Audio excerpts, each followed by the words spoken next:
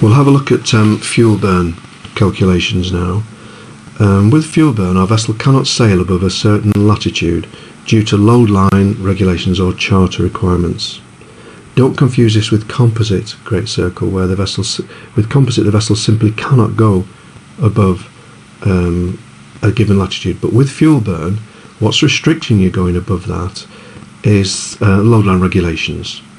So what happens is we're required to use up fuel and water in order to be at the required draft that complies with the requirements.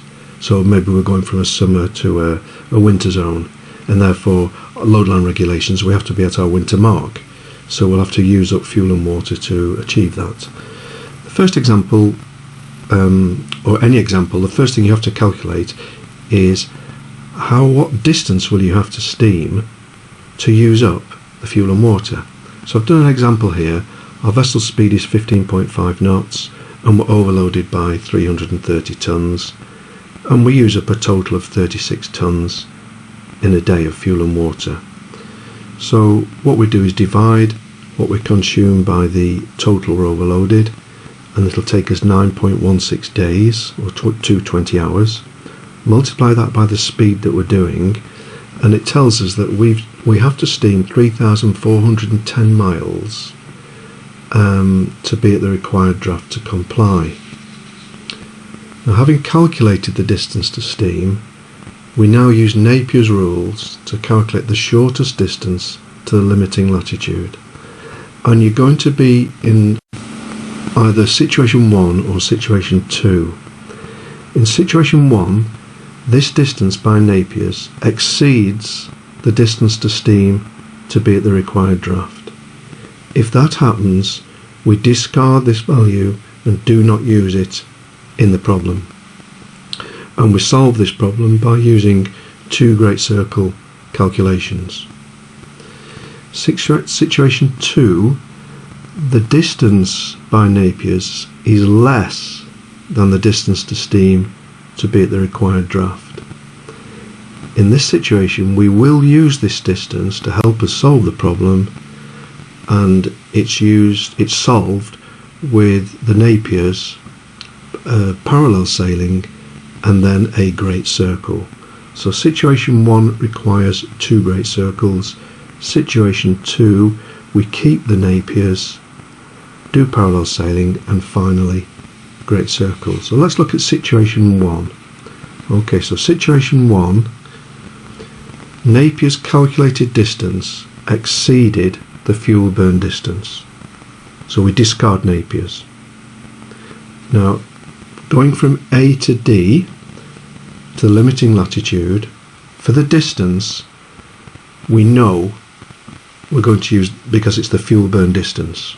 Okay, so using the great circle formula, cosine AD equals these values here. AD will be the fuel burn distance.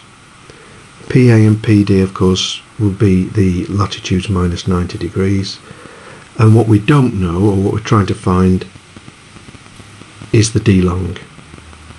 So we would transpose the formula and find the D long. So we know the distance, but we're trying to find the D long. Once we've got that, we can calculate the remaining D long, and now we can use the second great circle formula, because what we're trying to find is the distance BD. We know this cosine P because we've just calculated that remaining figure, and then we use PD and PB to get our distance using the formula. We add this to the fuel burn distance for the shortest legal distance. So that's the first situation. Okay, so what we did there, we discarded Napier's because the distance was too great. Situation 2, Napier's distance is less than the fuel burn, so we keep that distance. So A to X1 is the distance.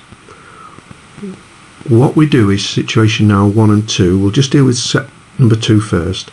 We subtract the Napier's distance from the fuel burn distance, and that distance X1 to X2 will represent the difference between fuel burn distance and the Napier's calculated distance.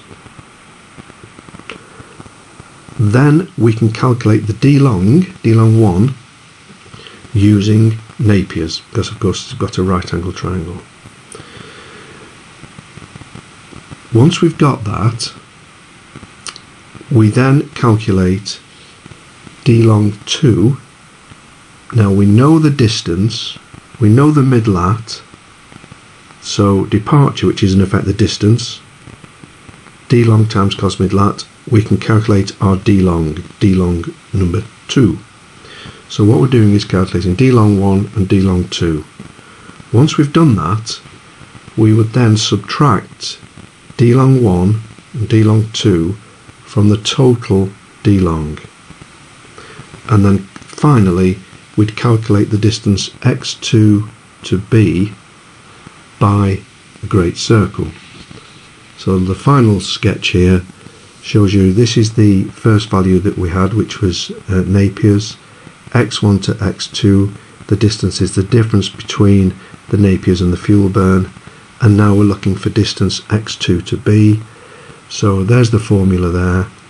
P will represent the remaining d long, px2 and pb are the values we use in the formula, and that solves our final distance.